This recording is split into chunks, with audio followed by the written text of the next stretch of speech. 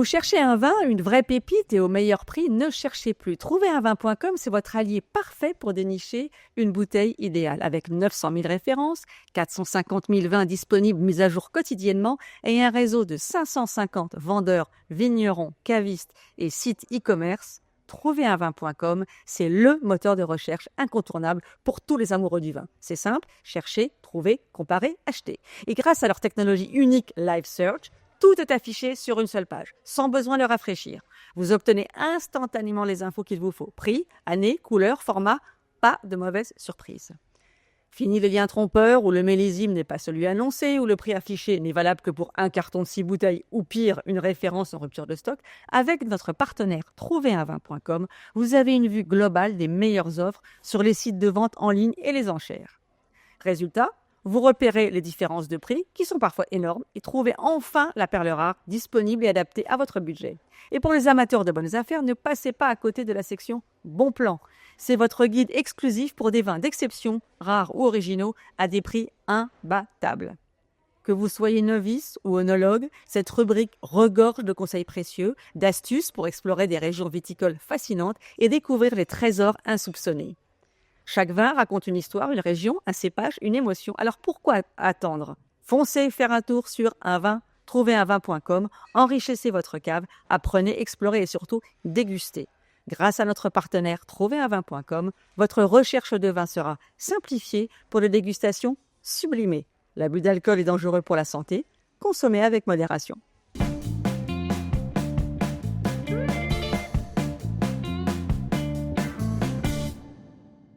Nous sommes ici dans l'historique maison Baccarat au cœur de Paris, réinventée depuis quelques mois par Ducasse Baccarat, qui l'ont transformée en un lieu d'expérience et de moments de vie, un lieu dédié à la joie. Merci donc à notre partenaire Ducasse Baccarat de nous accueillir dans cette magnifique salle de dégustation Garouste. Ici, pas de jargon élitiste, ni de leçons de dégustation compliquées. On est là pour parler vin, simplement, et surtout pour se rappeler pourquoi on l'aime tant, pour le plaisir qu'il apporte et les moments qu'il crée. Parce que oui, la dégustation de vin est à la portée de tous. Pas besoin d'être un expert pour apprécier un bon verre, ni pour ressentir les émotions qu'il peut provoquer. Le vin, c'est bien plus qu'une boisson. C'est un voyage sensoriel. L'aventure où nos goûts, nos souvenirs et nos sens se rencontrent. À travers ce podcast, nous voulons vous montrer que le meilleur vin, c'est celui qui vous fait vibrer. Le vin, c'est un équilibre délicat entre ses textures, ses arômes, ses harmonies et nos propres sensations. Pourquoi certains vins nous touchent-ils plus que d'autres? Pourquoi ce vin nous évoque-t-il une journée ensoleillée ou un souvenir d'enfance? Dans chaque épisode, on explorera ces mystères en s'intéressant à la manière dont le vin interagit avec nos sens. On parlera des goûts, bien sûr, mais aussi des émotions, cette joie simple d'un verre partagé avec des amis, ces souvenirs que chaque gorgée peut raviver, ce bonheur fugace d'un accord parfait. On apprendra ensemble à décrypter ces sensations uniques, à savourer chaque instant et surtout à comprendre que le vin, c'est avant tout une expérience personnelle. Alors que vous soyez néophyte, amateur, curieux ou simplement en quête d'un moment de convivialité, ce podcast est pour vous. Le vin, c'est plus qu'une bouteille posée sur une table. C'est une histoire, une culture, une tradition, mais aussi une invitation à s'opposer, à partager, à rire et à discuter. Pourtant, soyons honnêtes, dans la génération des 25-45 ans, le vin perd un peu de terrain. On préfère souvent une bière, un cocktail ou une boisson tendance. En France, où le vin est pourtant un patrimoine national, sa consommation a chuté de 20% ces dernières années. Ces 20 dernières années d'ailleurs. Mais pourquoi? Parce qu'on a oublié que le vin, ce n'est pas une affaire de snobisme ou de perfection. Le meilleur vin, c'est celui qu'on aime. Point. Alors, ce podcast, c'est une rébellion douce.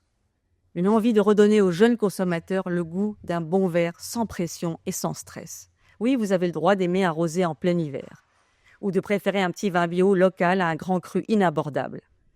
Et surtout, on va décomplexer tout ça, ensemble, parce que boire du vin, ce n'est pas réservé aux experts. On va parler des cépages, des terroirs, des accords mets-vins, bien sûr, mais sans se prendre la tête. On va répondre aux vraies questions. Pourquoi ce vin sent-il la fraise? C'est quoi cette histoire de tanin? Est-ce que je peux mettre des glaçons dans mon vin rouge?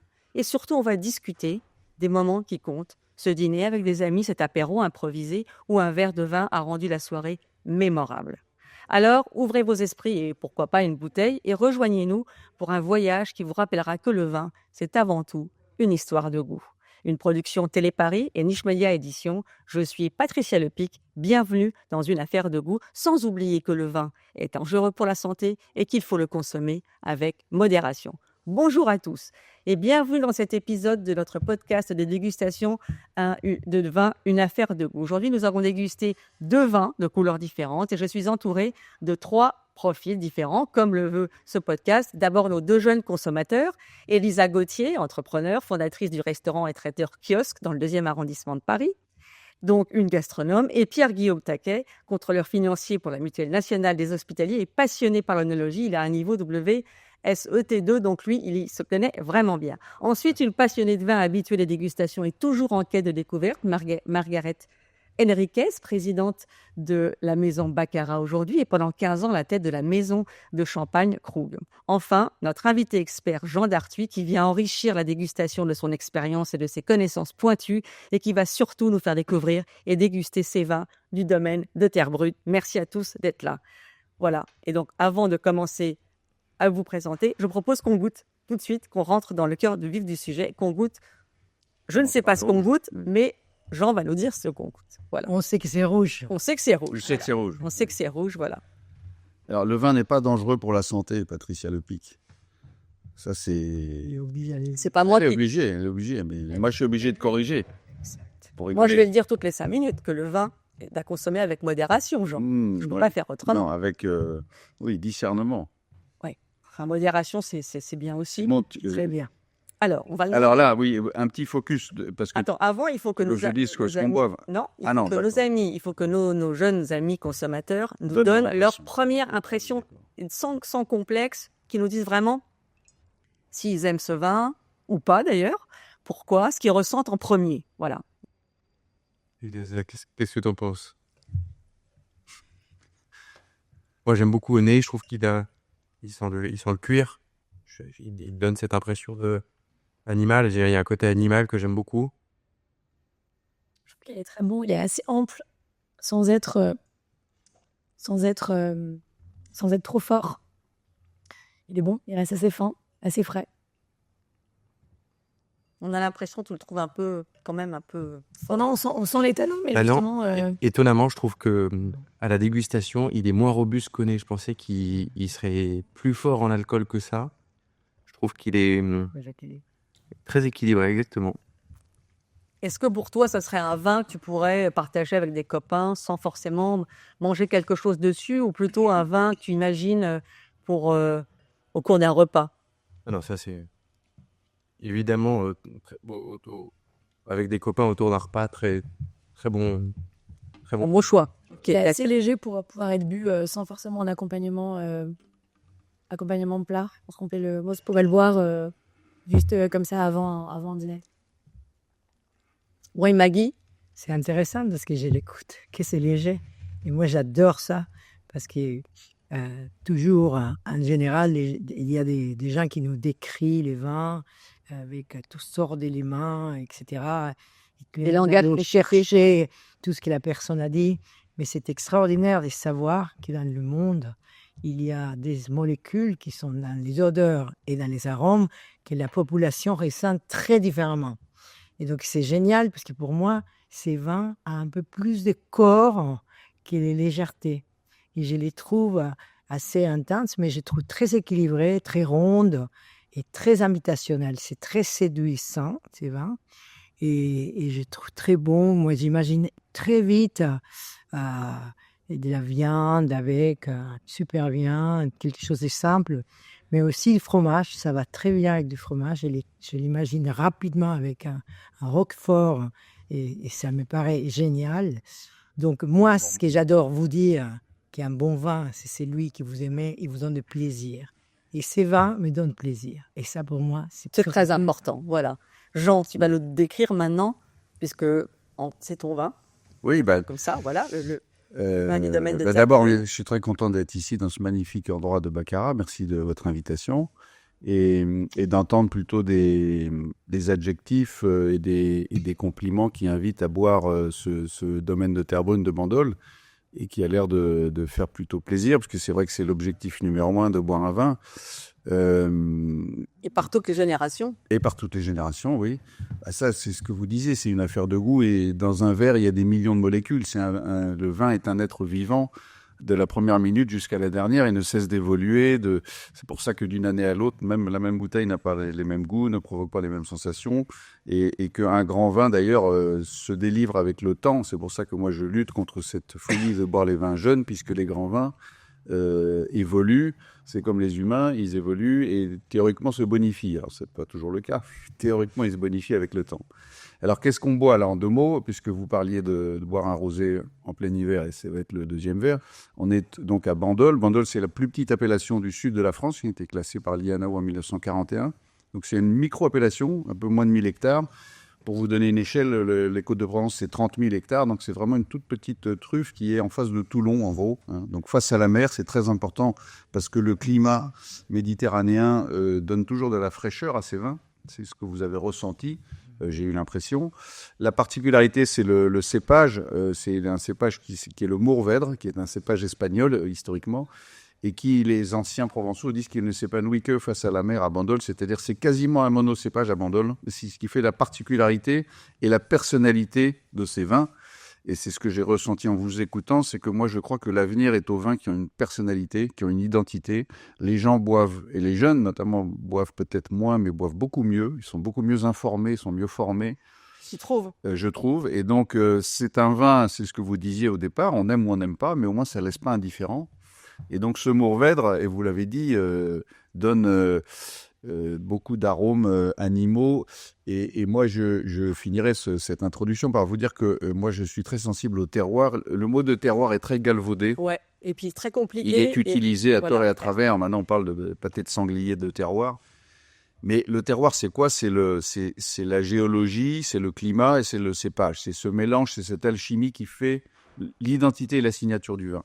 Et moi, ce que j'aime dans un vin de terroir, c'est de sentir le lieu, puisque vous vous souvenez qu'on disait que les moines, notamment en Bourgogne, goûtaient les pierres pour savoir si le sol était capable de faire des grands vins. Et donc, quand vous mettez votre nez, vous avez tous donné des adjectifs qui font penser à la Provence, le cuir, l'olive, la garrigue, animal, et tout ça, ça veut dire que c'est exactement la définition d'un Bandol et du domaine de Terrebonne. Donc, c'est un vin de lieu, si vous voulez. Ça, c'est très important de comprendre ça. Et ce qui fait que, c'est votre réaction à tous, vous auriez pu ne pas aimer, mais c'est un vin qui ne laisse pas indifférent. Voilà. Mais je trouve très intéressant pour les gens qui ne savent rien de vin et qui ont décidé que c'était tellement complexe, il faudrait savoir. Donc, je préfère un cocktail. Et moi, j'ai dit aux gens que s'ils écoutent et que les arômes sont animaux dans un vin, je ne suis pas sûr qu'ils ont invité. Donc, moi, je trouve que c'est très intéressant de vous expliquer qu'est-ce que ça veut dire des arômes animaux ou des arômes animaux. Oui, qu'est-ce que ça veut dire? Avec de la fruit, parce qu'il y a aussi la fruit mûre, les rouges, etc. Mais à la fin, il y a une sensation d'un endroit, d'une place. Absolument. C'est un lieu. Et ces lieux qu'on ressent à travers ces vins. Et dans ces lieux, il y a tous ces arômes-là. Et moi, je préfère de demander aux propriétaires de vous dire ça, parce que c'est pas qu'il y a des arômes des animaux là. Non, non, non. C'est une sensation de lieu. Et je pense que c'est très important de pouvoir expliquer ça. Voilà. Et ces lieux, c'est qui nous inspirent quand on déguste ces vins. Mais c'est les lieux et tous ces arômes mélangés qui font un lieu. Donc, et c'est tout à fait ce que vous dites. C'est un voyage en Provence, comme si vous buvez un vin d'Alsace ou un vin de Corse. J'espère que vous ferez ces voyages-là. Et si vous fermez les yeux, que vous mettez le nez dans ce vin de Terrebonne, vous faites vraiment un voyage en Provence par ces sensations de garrigue, d'herbes sèches, d'olives. Nous sommes à Ollioules, qui est la capitale de l'olive. Donc, si vous voulez, on ressent tous ces arômes. C'est vraiment le lieu. C'est ça qui est formidable et que je trouve, moi, c'est simple à comprendre. C'est un rêve de jeunesse d'avoir un domaine. J'en ai visité une centaine pendant 20 ans. Et donc, je suis tombé amoureux de ce lieu. La première fois que j'ai mis mon nez dans un verre de Terrebonne, j'ai senti le lieu. Et je me suis dit, c'est fantastique parce que vraiment, c'est un voyage en Provence. On est en Méditerranée, on sent la terre chaude. Vous voyez, c'est vraiment ça. Mais est-ce que vous, par exemple, les jeunes, vous ressentez ça? Enfin, les jeunes, Elisa et Pierre Guillaume. Est-ce que vous ressentez ce lieu ou pas? Ou est-ce que c'est compliqué pour vous? Je trouve qu'on est complètement... On sent le côté salant du vin et l'olive noire et le côté un peu romarin et maquis. Ça, complètement. Bon, Parce là, que- ils sont très calés, hein, vos, Oui, ils sont vos jeunes très... experts. Mais moi, ce que je vais vous dire, parce que je trouve que ça, c'est la génialité du vin. La génialité des vins, c'est qu'il nous permet de voyager. Il n'y a pas une boisson. Moi, je suis dans les vins et spiritueux depuis de mes 46 ans de travail, 32, 33, c'est dédié dans les vins et spiritueux. Et j'ai passé partout, j'ai fait du rhum, j'ai fait tout ce qui est spiritueux, du whisky.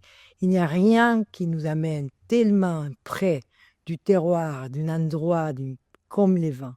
Les vins nous permettent de voyager à travers le monde. Bien sûr. Et la variété, c'est toujours les moyens à travers lesquels ce terroir, cette place s'exprime.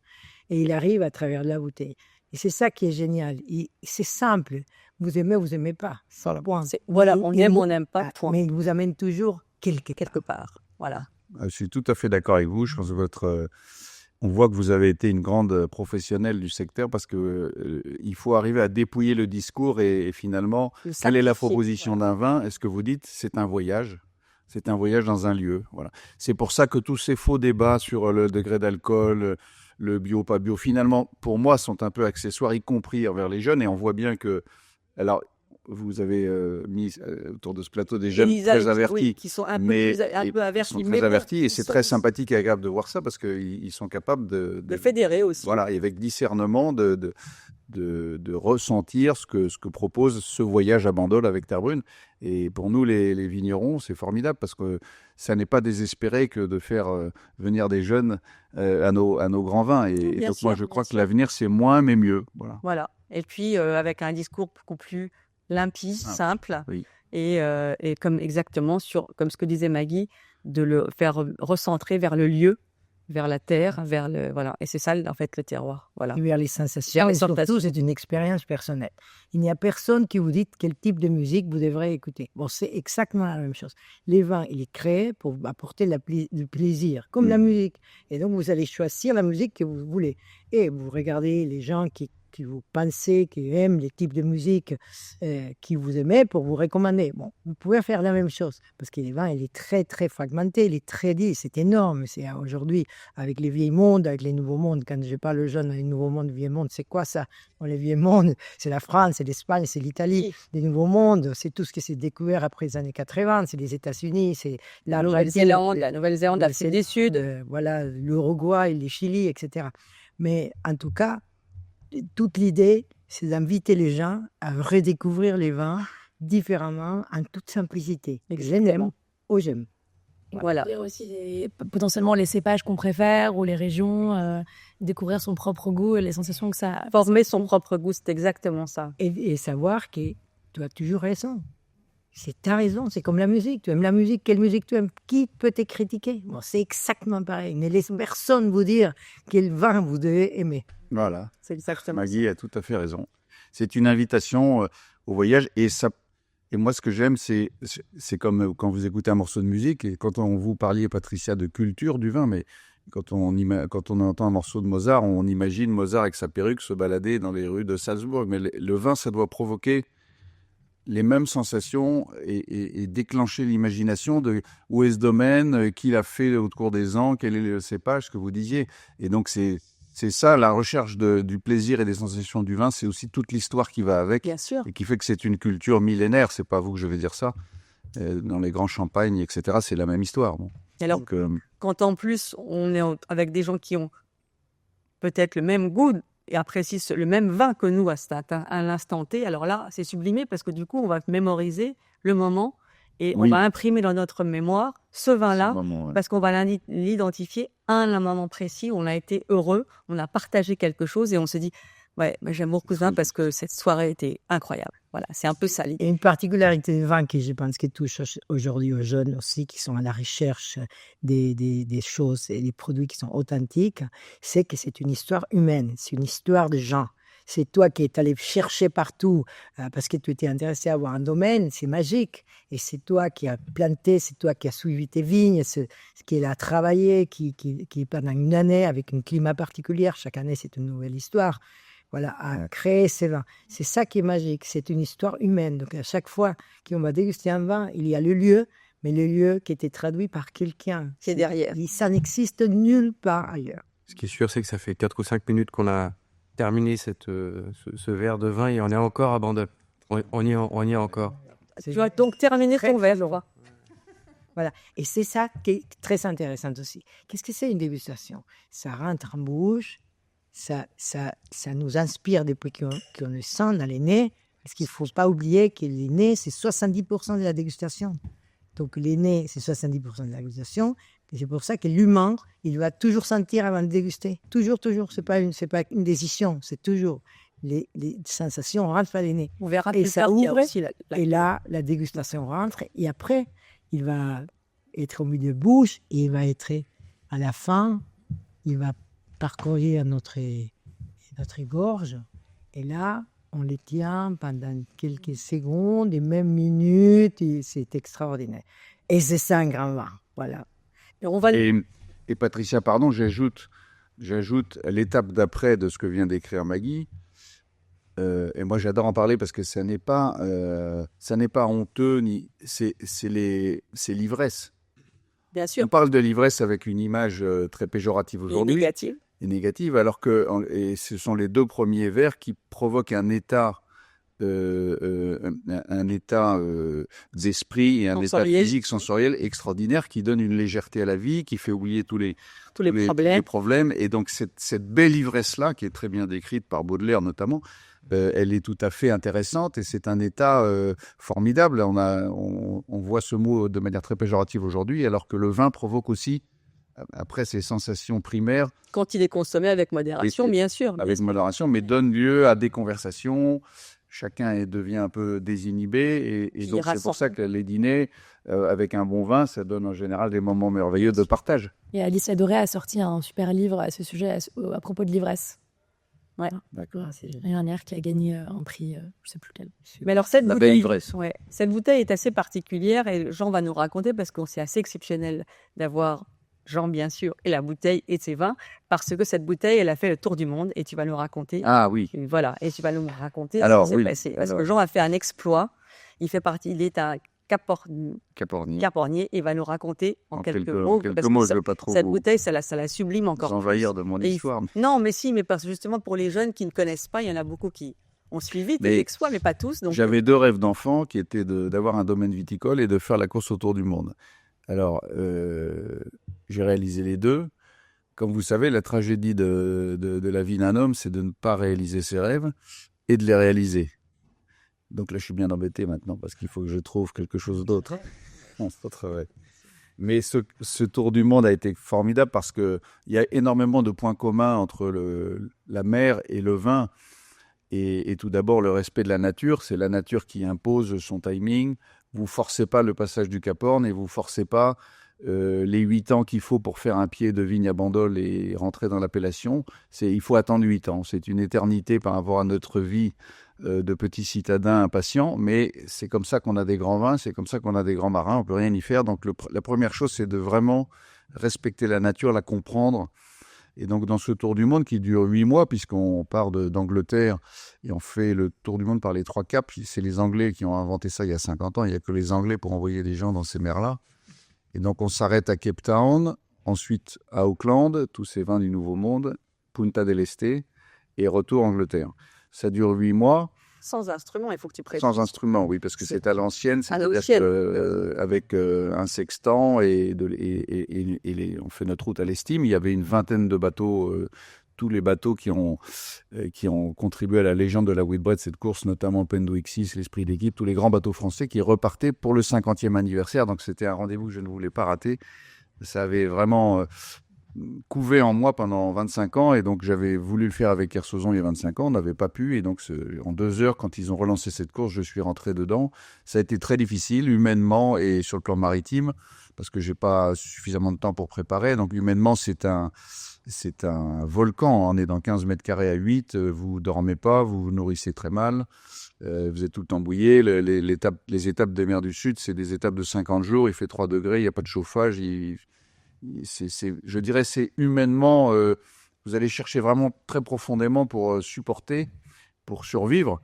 Et donc, évidemment, ça donne lieu à des chocs humains parce que vous ne connaissez pas tous vos équipiers et chacun a des sensibilités différentes. Et la moindre gamelle pas lavée, ça donne lieu à des bagarres quasiment physiques. Bon, donc, humainement, c'est une aventure qui permet de se comprendre, se maîtriser, de se recentrer. C'est très important parce que pendant 8 mois, on réalise qu'on n'est plus dans un monde de confort où on a ce qu'on veut tout de suite et il faut respecter le temps, il faut respecter les autres, il faut respecter la nature, la mer. Bon.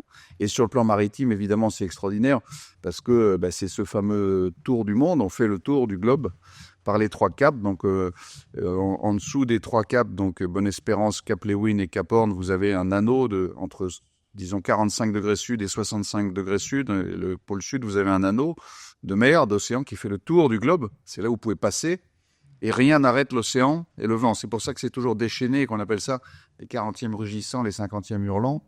Plus vous descendez au sud et plus l'océan est déchaîné et s'engouffre dans le Cap Horn, qui est un passage où le vent et l'océan sont déchaînés. Et donc, comme vous dites, Patricia, avec modération, on ne buvait pas, on n'a ni le temps ni l'envie, sauf une grande bouteille de terre brune au passage du Cap Horn, qui est le moment, la plus grande émotion de ce tour du monde, parce que c'est une fois qu'on a passé le Cap Horn, on met le clignotant à gauche et on remonte vers l'Angleterre. Donc on a fait le tour et donc le plus dur est passé.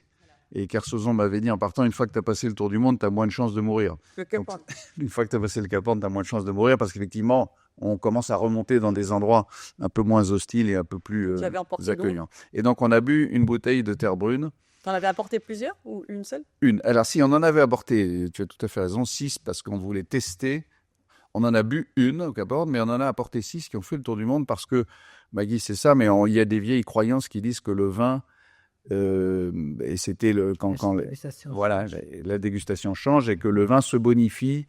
Notamment autrefois quand les caravelles emmenaient des tonneaux et traversaient les océans, le vin évidemment au contact de températures qui changent, du roulide, etc. Le vin évoluait probablement plus vite et donc on a voulu tester ça. Et alors? C'était très amusant à l'arrivée de voir qu'il y avait réellement une différence. Ah, d'accord. Et notamment sur l'évolution des tanins et disons moi je pense qu'il y a effectivement un vieillissement un peu accéléré. Parce que le vin est secoué, il a du chaud, du froid, et donc finalement donc c'est vous ça. avez bu la bouteille en mer. Et les 6 bouteilles qui ont fait le tour du monde pendant 8 mois à l'arrivée, avec des amis et des grands amateurs. Et donc on a constaté effectivement qu'il y avait entre 2 bouteilles identiques, on a comparé une bouteille du même millésime qui avait fait le tour du monde avec une qui n'avait pas fait le tour du monde, et la différence était assez importante. Oui, c'est la même chose que savoir comparer vous-même avec vous-même sans avoir fait les Sans avoir fait... Voilà, exactement, Maggie, c'est exactement ça. C'est la même chose. Parce que on ne sait pas si c'est mieux à l'arrivée ou avant, mais... C'est différent, c'est point. C'est ça. Oui. Et c'est le nom de terre brune, ça vient de quoi? Terre brune, alors terre brune, c'est donc cette appellation est sur un massif calcaire dit du Trias, qui est un tout petit massif découpé à la dentelle sur les 8 communes autour de Bandol, et qui est sous-marin, 250 millions d'années, hein, l'époque du Trias. Donc c'est très calcaire, ce qui fait que vous avez ce vin, pour parler avec des mots communs, mais un vin qui n'est pas, ce que vous disiez, ni lourd ni envahissant, mais assez... minéral, vous sentez le sol et donc ça c'est la typicité de ce sol et vous avez une couche d'argile brune d'1 mètre au-dessus qui protège donc depuis des millions d'années cette roche calcaire qui est très fragile, et donc d'où le nom de terre brune, puisque vous avez cette couche de protection d'argile brune qui a donné le nom du domaine il y a 80 ans. Voilà.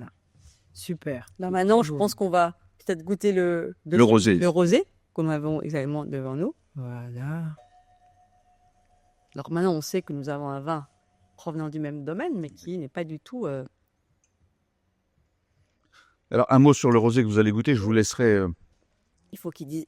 Oui, bien sûr. Les jeunes d'abord. Les jeunes d'abord pour donner leur... C'était pour vous, je vous dirai leur sensation, pour voir ce que ça leur... ce que ça évoque.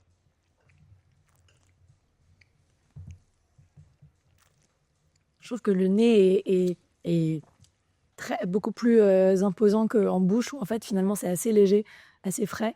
Et Moi qui n'aime pas le rosé, parce que je trouve généralement ça assez tranchant et acide, je trouve que justement il est très doux, presque légèrement sucré, même si on sent quand même la salinité du terroir.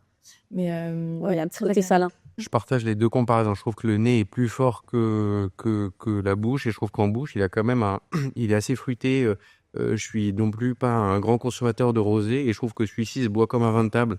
Il est pas d'acidité, pas de. J'ai pas envie de le diluer non plus de le rafraîchir avec un glaçon. Je trouve j'ai envie de le boire comme ça, quoi. Il y a presque parfois des petites notes d'agrumes. Donc en plus, c'est en étant. En fait, il est léger intrinsèquement parce qu'il a quand même un goût fruité. Je sais pas, je trouve qu'il est très agréable à boire. Ouais. Il a beaucoup de personnalité. C'est pas un vin rosé classique. Hein. C'est rond, il y a des goûts, c'est long. Et il est facile à boire. Il est facile à boire. Mais il a de la matière. C'est un rosé qui accompagne très bien à table. Exactement, ce sera un rosé de table et pas un rosé ce que j'appellerais vulgairement d'apéritif. Ouais, ça... Moi, c'est pas vulgaire l'apéritif, parce que franchement, c'est un peu ça le sujet, c'est de boire du vin à l'apéritif. Mais là, je te charrie. Dans le sens où je trouve qu'il a beaucoup de caractère. D'ampleur. Que les rosés que j'ai. Jean, moi, je me réjouis d'entendre, je dirais pas mieux. C'est effectivement, pour comprendre d'où il vient, ce qui est amusant, c'est que c'est le même cépage que le rouge. Moi, je dis toujours que le rosé est le petit frère du rouge.